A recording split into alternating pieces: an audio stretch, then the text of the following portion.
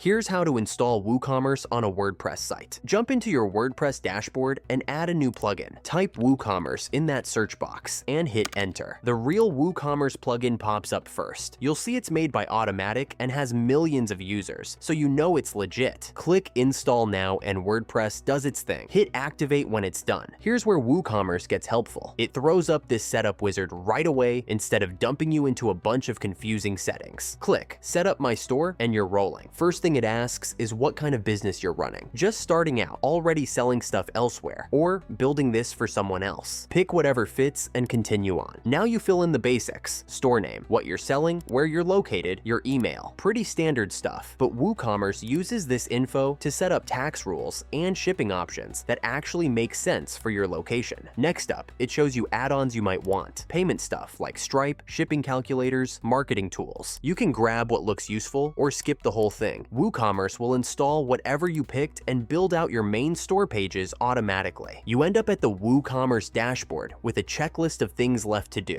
Customize how your store looks, add some products, set up how people pay you. That's really it. WooCommerce is running on your WordPress site now. Just work through that checklist and you'll have a working online store.